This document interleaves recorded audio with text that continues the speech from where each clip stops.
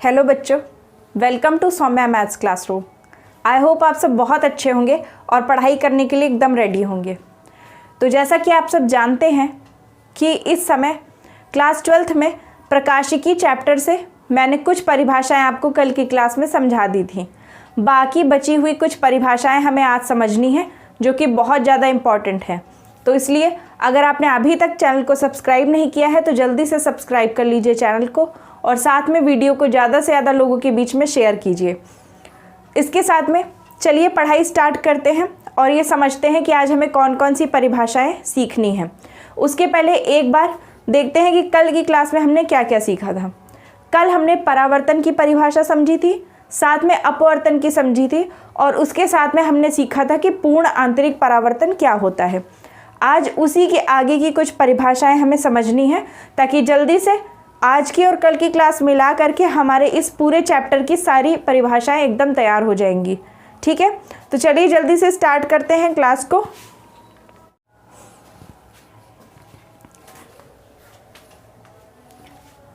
तो बच्चों, आज की इम्पॉर्टेंट परिभाषाओं में पहली परिभाषा जो है वो है लेंस की आवर्धन क्षमता। ये भी हमारी एक इम्पॉर्टेंट परिभाषा है और ज़्यादातर 1 से 2 नंबर के क्वेश्चंस में पूछी जाती है। और ये सभी, जैसा कि मैंने आपको कल की ही क्लास में बताया था कि मेरी कोशिश रहेगी कि हर क्लास आपको कम से कम 2 से 3 नंबर तो ज़रूर ही दिलाए और हो सके तो 4 से 5 नंबर्स का आपका फ़ायदा हो हर क्लास पढ़ने के बाद में। तो चलिए सबसे पहले देखते हैं कि लेंस की आवर्धन क्षमता क्या होती है और साथ में उसका फॉर्मूला क्या होता है। ठीक है, तो परिभाषा हमें देखनी है लेंस की आवर्धन क्षमता। अब पहले हम ये समझते हैं कि लेंस की आवर्धन क्षमता होती क्या चीज़ है, फिर हम इसकी परिभाषा लिखेंगे और बाद में हम इसका फॉर्मूला समझेंगे। ठीक है, तो सबसे पहले हम देखते हैं लेंस की आवर्धन क्षमता क्या होती है। पहली बात तो आवर्धन क्षमता क्या होती है हमें ये समझना है। तो आवर्धन क्षमता का मतलब क्या है? आवर्धन का मतलब होता है मोड़ना, यानी कि हमारे लेंस की जो पावर है वो कितनी है, यही हमें पता करना है। तो लेंस की आवर्धन क्षमता का फॉर्मूला होता है लेंस की आवर्धन क्षमता बराबर प्रतिबिंब की ऊंचाई। आई होप यहाँ तक कैमरा कवर कर रहा होगा। जी हाँ, प्रतिबिंब की ऊंचाई और बटे में वस्तु की ऊंचाई। ठीक है, वस्तु की ऊंचाई। अब प्रतिबिंब की ऊंचाई को हम किस चीज़ से प्रकट करते हैं आप जानते हैं। प्रतिबिंब की ऊंचाई को पहले तो हम देखते हैं कि लेंस की आवर्धन क्षमता जो होती है उसे हम m से प्रदर्शित करते हैं, स्मॉल m से। और इसको क्या कहते हैं, जैसे आपने देखा होगा एक ग्लास होता है या लेंस होता है, उसको हम मैग्नीफाइंग ग्लास कहते हैं, जो हमें चीज़ को बड़ा करके यानी आवर्धित करके दिखाता है। तो वास्तव में वही क्षमता हमारी क्या होती है, आवर्धन क्षमता कहलाती है। ये आपके क्लास 10th की बुक में भी है, वो मैं यही देख रही हूँ कि क्योंकि मैंने आपको बताया था कि ये क्लास मैं क्लास 12th के लिए बना रही हूँ, लेकिन साथ ही साथ में ये क्लास 10th के लिए भी यूज़फुल है। मेरे पास दोनों बुक्स रखी हुई हैं और क्लास 12th में भी है ये चीज़ और क्लास 10th में भी ये है। तो इसीलिए ये क्लास आप क्लास 10th के भी भाई बहनों को अपने शेयर कर सकते हैं ताकि वो भी इसे देख कर इसका फ़ायदा ले सकें। तो आवर्धन क्षमता का मतलब क्या होता है समझिए। जैसे आपने देखा होगा कि जो आपका ज्योमेट्री बॉक्स होता है उसमें एक छोटा सा लेंस निकलता है, तो उसका काम क्या होता है, या आपने देखा होगा जो जैसे हम लोग कार्टून्स देखते हैं या फिल्म देखते हैं तो उसमें जो जासूस होते हैं वो भी एक ग्लास लिए होते हैं, उसे मैग्नीफाइंग ग्लास कहते हैं। तो उसका काम क्या होता है, छोटी सी चीज़ को बड़ा करके दिखाना, यानी उसे आवर्धित करके दिखाना। तो इसीलिए हम इसके फॉर्मूले में क्या लेते हैं, ऊपर हम लेते हैं आई, कैपिटल आई का मतलब होता है प्रतिबिंब की ऊंचाई या लंबाई, यानी प्रतिबिंब हमारा कितना बड़ा बन रहा है। और वस्तु की ऊंचाई को हम ऑब्जेक्ट यानी ओ से प्रदर्शित करते हैं। ऑब्जेक्ट की ऊंचाई को कैपिटल ओ से और प्रतिबिंब यानी इमेज की ऊंचाई को कैपिटल आई से प्रदर्शित किया जाता है। तो आई अपॉन ओ होती है लेंस की आवर्धन क्षमता। अब इसे इस तरह से क्यों लिखा जाता है ये समझ लीजिए, यानी कितनी छोटी वस्तु का कितना बड़ा प्रतिबिंब हमारा लेंस बना सकता है, यही उसकी आवर्धन क्षमता होती है। ये इसकी सबसे सटीक परिभाषा है। यानी जितनी छोटी वस्तु होगी और उसका जितना बड़ा प्रतिबिंब हमारा लेंस बना लेगा, उसकी आवर्धन क्षमता उतनी ही ज़्यादा होगी। तो अगर हम अपनी लैंग्वेज में लिखना चाहें कि हमारी लेंस की आवर्धन क्षमता क्या होती है, तो उसकी परिभाषा, जो सटीक परिभाषा है, वो क्या होगी? प्रतिबिंब की ऊंचाई तथा वस्तु की ऊंचाई के अनुपात को हम लेंस की आवर्धन क्षमता कहते हैं और इसे स्मॉल m से प्रदर्शित किया जाता है। ठीक है, फिर से एक बार रिवाइज करते हैं। आप लिखिए साथ में, प्रतिबिंब की ऊंचाई तथा वस्तु की ऊंचाई के अनुपात को लेंस की आवर्धन क्षमता कहते हैं और इसे स्मॉल m से प्रदर्शित किया जाता है। तो आई होप आपको ये समझ में आ गया होगा। और अब आप क्या कीजिए, इतने का स्क्रीनशॉट ले लीजिए, इस फॉर्मूले को लिखिए और साथ में स्क्रीनशॉट लीजिए। हाँ तो बच्चों, अगली चीज़ हमें जो पढ़नी है, आई होप आपको लेंस की आवर्धन क्षमता अच्छे से समझ में आ गई होगी। एक बार फिर से हम जल्दी से रिवाइज कर लेते हैं। लेंस की आवर्धन क्षमता क्या होती है? वस्तु की प्रतिबिंब की ऊंचाई और वस्तु की ऊंचाई का जो अनुपात होता है, उसे हम अपने लेंस की आवर्धन क्षमता कहते हैं। ठीक, अब उसके बाद में जो अगला हमको पढ़ना है परिभाषा, उसे हम कहते हैं power of lens. Power of lens यानी लेंस की क्षमता। लेंस की क्षमता, ठीक है। पावर ऑफ लेंस की क्या परिभाषा होती है, ये समझने के लिए हमें ये समझना होगा कि फोकस दूरी क्या चीज़ होती है। ठीक है, इसे मैंने क्लास 10th की क्लास में समझाया है, लेकिन फिर से हम एक बार रिवाइज कर लेते हैं पावर ऑफ लेंस समझने के लिए। देखिए, किसी लेंस की फोकस दूरी जितनी ज़्यादा होगी, उसकी क्षमता उतनी ही कम होगी।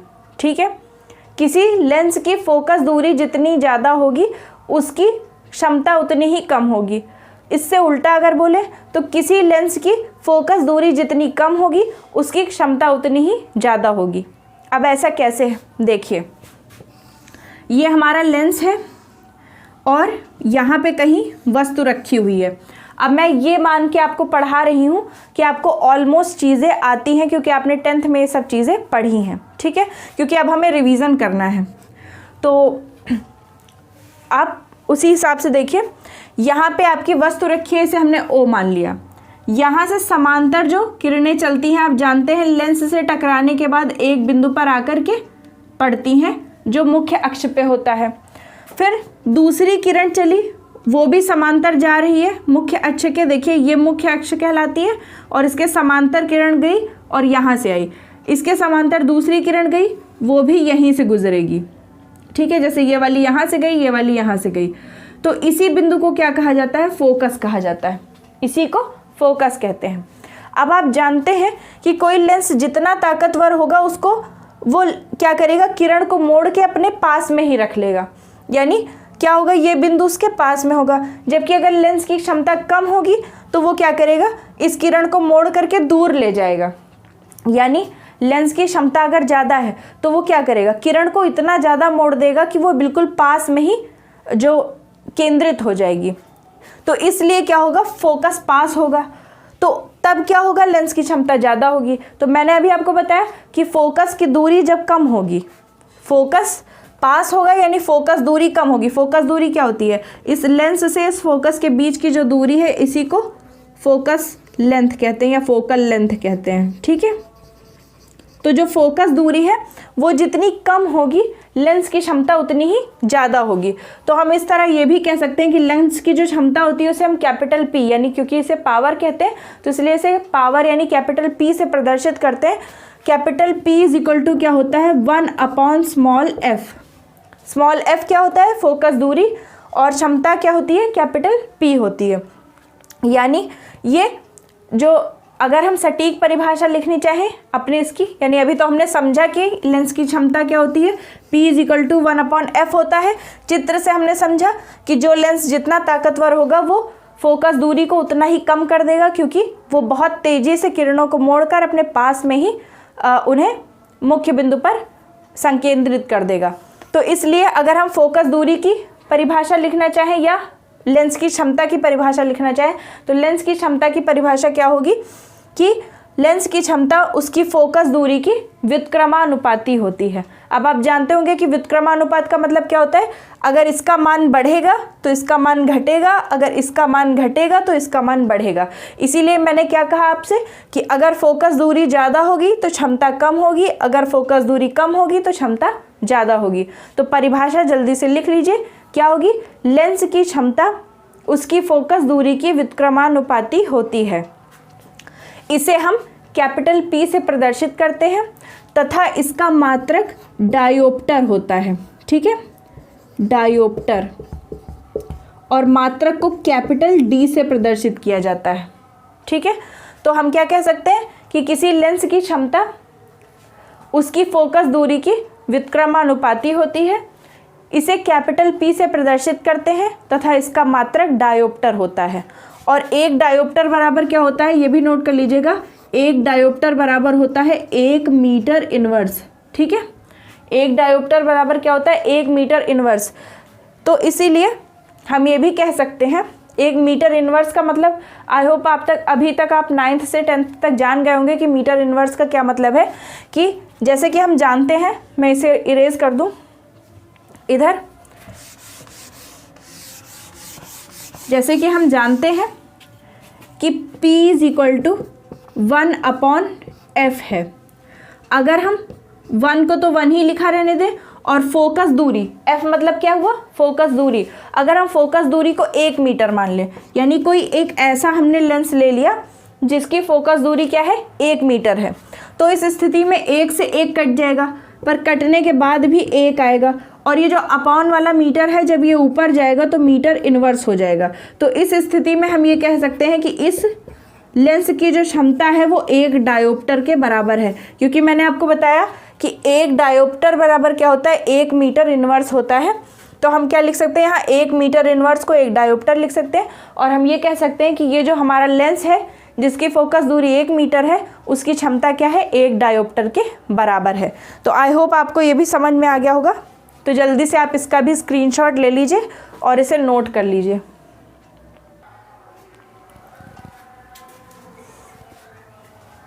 हाँ तो बच्चों, अगली चीज़ जो हमें पढ़नी है उसे हम कहते हैं प्रकाश का वर्ण विक्षेपण या फिर प्रकाश का वर्ण विपथन। ठीक है, NCERTs में आपको विपथन दिया है, जबकि बाकी कई बुक्स में विक्षेपण भी कहा जाता है। अब ये क्या चीज़ होती है, पहले इसे समझते हैं, फिर इसकी परिभाषा समझेंगे। सबसे पहले प्रकाश का वर्ण विक्षेपण समझने के लिए आपको एक युक्ति यानी एक चीज़ के बारे में पता होना चाहिए, जिसे हम कहते हैं प्रिज्म। आई होप आप जानते होंगे कि प्रिज्म क्या होता है। प्रिज्म एक 3D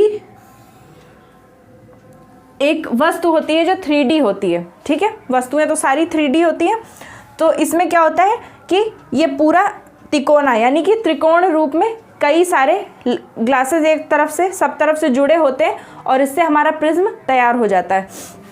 3 जुड़े होते हैं वास्तव में, एक ये है, एक इसके पीछे और एक इसके इस तरफ, यानी पीछे से तीनों जुड़े होंगे। आपको 2D पे 3D समझाना बहुत ही मुश्किल काम है।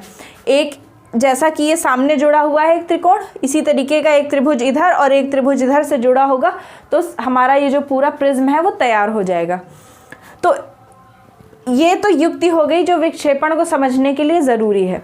अब प्रकाश का वर्ण विक्षेपण होता क्या है। अगर प्रिज्म नाम की इस युक्ति से श्वेत प्रकाश जो होता है, श्वेत प्रकाश यानी जो हमारे साधारण प्रकाश है वो श्वेत ही होता है। ठीक है, वो भले आपको पीला नीला जैसा भी दिख रहा हो, पर वो वास्तव में होता क्या है, श्वेत प्रकाश। उसे गुजारा जाता है तो ये क्या होता है, इसके अंदर जा करके ये अपने जो इसका मार्ग है इससे विचलित हो जाता है। तो आप जानते हैं कि यही सेम घटना तो क्या होती है, अपवर्तन में भी होती है। ये बात सही है, होता इसमें अपवर्तन ही है, लेकिन क्योंकि प्रिज्म जो व्यवस्था होती है यानी जो प्रिज्म का स्ट्रक्चर होता है वो कुछ ऐसा होता है कि ये कुछ जादू ही कर देता है। अब वो क्या जादू करता है आप समझते हैं। देखिए, ये यहाँ से गया, यहाँ पे मान लीजिए वायु थी यानी एक माध्यम था अंदर, अभी यहाँ जब टकराया तो अंदर का माध्यम क्या है, कांच है, यानी यहाँ वायु है और वायु के बाद प्रिज्म हमारा कांच का होता है। तो माध्यम बदला, तो हम जानते हैं कि जब प्रकाश एक माध्यम से दूसरे माध्यम में गमन करता है तो क्या होता है, प्रकाश का तब प्रकाश अपवर्तित हो जाता है। तो अपवर्तित होगा यानी कि अपने मार्ग से विचलित होगा। निकलना इसको ऐसे चाहिए था पर ऐसे चला गया, ठीक है, निकलना ऐसे चाहिए था पर ऐसे चला गया। अब यहाँ से ये पूरा कांच में ही चल रहा है। अब कांच से जब ये बाहर निकलने की कोशिश करेगा तो आप देखिए फिर से एक बार माध्यम चेंज हुआ, यानी यहाँ पे क्या था, यहाँ पे वायु थी, भीतर क्या था, भीतर कांच था, और कांच से अब दोबारा क्या है, प्रकाश वायु में निकलना चाहता है। तो अब कांच से दोबारा वायु में निकलने का मतलब क्या है कि फिर से एक बार अपवर्तन होगा, और इस बार अपवर्तन होता है तो ये देखा जाता है। अब इस रे को हम थोड़ा छोटी कर देते हैं। अब जब दोबारा प्रकाश का अपवर्तन होगा तो ये देखा जाएगा कि ये बहुत सारी अलग अलग रंगों में टूट जाता है, और ये रंग कितने होते हैं, 7 होते हैं, ठीक है। ये यहाँ पे मैं लिख देती हूँ, ये वायु हो गई आपकी, और ये 7 अलग अलग रंगों में विभक्त हो जाता है।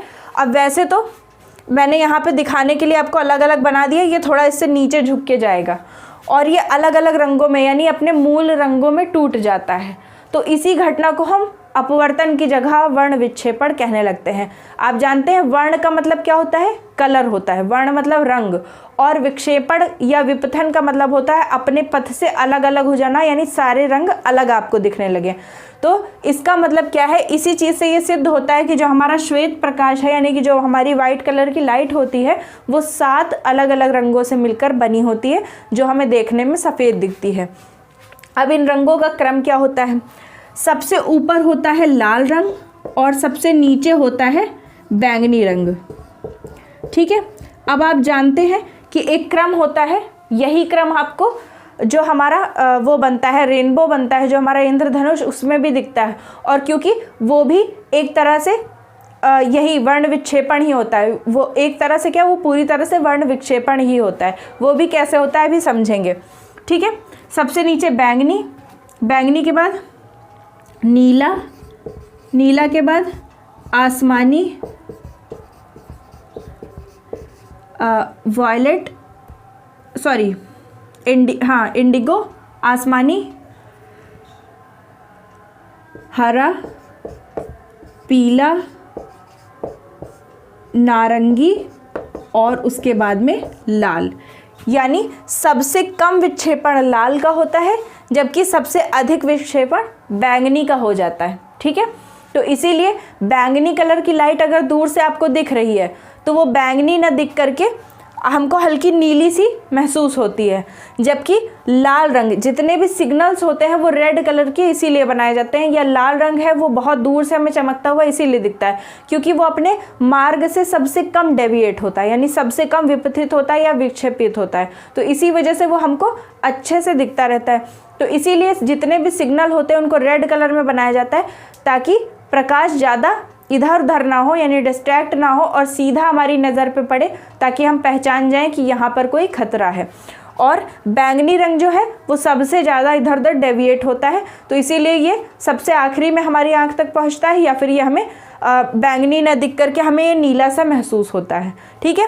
तो सबसे पहले आप इसको, इतने डायग्राम को एक बार जल्दी से ड्रॉ कर लीजिए या फिर स्क्रीनशॉट ले लीजिए, और इसके बाद में हम क्या करेंगे, अब हम वर्ण विक्षेपण की या वर्ण विपथन की परिभाषा लिखेंगे।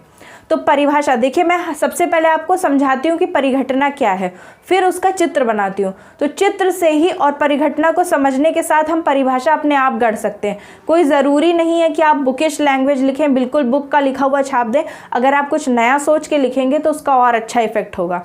तो चलिए हम इसकी परिभाषा बनाते हैं।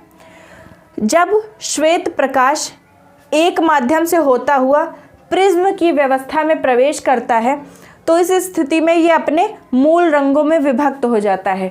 इसी घटना को प्रकाश का वर्ण विक्षेपण कहते हैं, या बहुत आसान लैंग्वेज में अगर हम लिखना चाहें तो जब श्वेत प्रकाश किसी प्रिज्म से होकर गुजरता है तो प्रिज्म उसे उसके मूल रंगों में विभक्त कर देता है।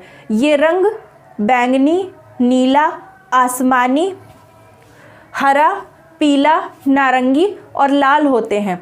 इसी घटना को हम प्रकाश का वर्ण विक्षेपण कहते हैं। वर्ण विक्षेपण की घटना में यह देखा गया है कि लाल रंग का वर्ण विक्षेपण सबसे कम होता है, जबकि बैंगनी रंग का वर्ण विक्षेपण सबसे ज़्यादा होता है। बस इतनी सी बात लिखने की देरी है, आपको 2 नंबर तो ज़रूरी मिल जाएंगे, बशर्ते वो क्वेश्चन 1 नंबर में ना पूछा गया हो। ठीक है, अगर 2 से ज़्यादा नंबर में पूछा गया तो आपको 2 नंबर तो ज़रूर मिलेंगे। तो इसलिए आप क्या करेंगे, अगर कोई भी आपको सीधा 1 नंबर में परिभाषा लिखनी है तो सीधा लिख दीजिए, अगर 1 से ज़्यादा नंबर में है तो चित्र बना करके उस परिभाषा को अच्छे से लिख दीजिए, आपका कोई नंबर कट नहीं सकता है। अब इसके बाद में एक लास्ट परिभाषा बची है, उसके पहले आप जल्दी से स्क्रीनशॉट ले लीजिए।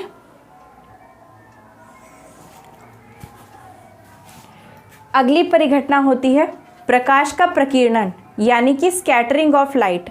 अब हमें समझना है कि स्कैटरिंग ऑफ लाइट क्या होता है, प्रकाश किस तरह से प्रकीर्णित होता है और ये घटना क्या होती है और साथ में इसकी परिभाषा क्या है। देखिए, आप देखते हैं कि आसमान हमें नीले रंग का दिखाई देता है, इसी तरह पानी जहाँ पे बहुत ज़्यादा पानी भरा होता है वो भी हमें हल्का नीले रंग का दिखाई देता है। सूर्योदय और सूर्यास्त के समय हमें सूर्य पीला या नारंगी रंग का दिखाई देता है, बहुत ज़्यादा नारंगी या एकदम लाल दिखाई देता है।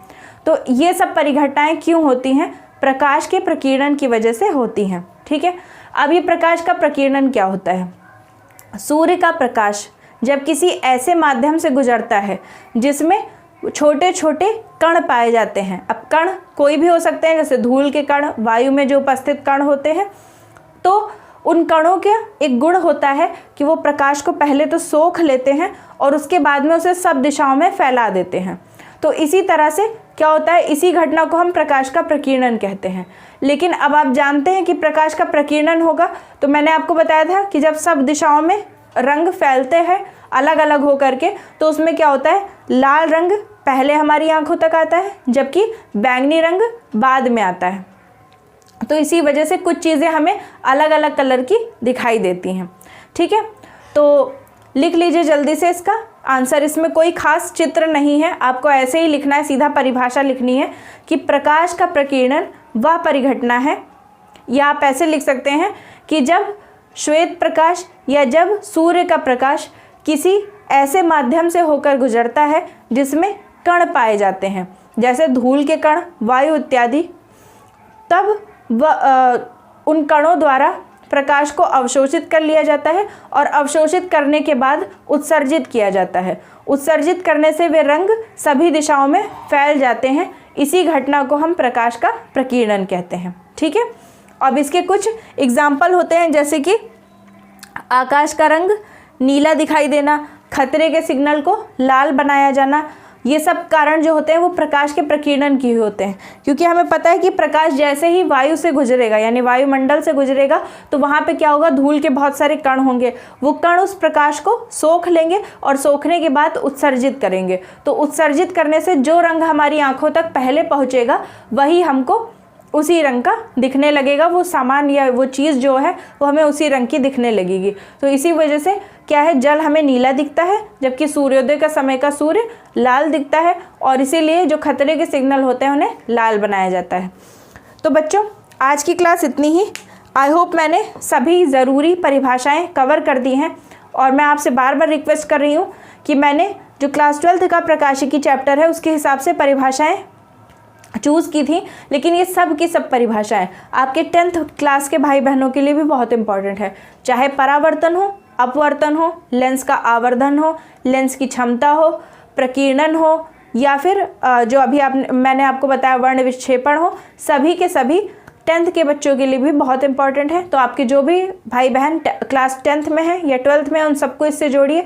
इसके अलावा मैं इस चैनल पे क्लास 11th की वीडियो भी डालती थी, लेकिन अभी क्योंकि आप जानते हैं बोर्ड एग्ज़ाम केवल 10th और 12th के होने हैं, तो मैंने रिवीजन कराने की सोची है। इसीलिए आप जानते हैं मैं अकेली ही क्लासेस तैयार करती हूँ, तो थोड़ा सा प्रॉब्लम होती है मैनेज करने में, तो एक बार में एक ही क्लास आ पाती है। तो आप अपने क्लास 10th, 11th और 12th सारे भाई बहनों को इस चैनल पे जोड़िए, और जैसे जैसे आप बढ़ते जाएंगे मेरा मोटिवेशन बढ़ता जाएगा, और मैं भी कोशिश करूँगी आपसे ज़्यादा से ज़्यादा आपके साथ मेहनत करने की। तो तब तक के लिए अगर आपने अभी भी चैनल को सब्सक्राइब नहीं किया है तो जल्दी से सब्सक्राइब कर लीजिए। Thank you.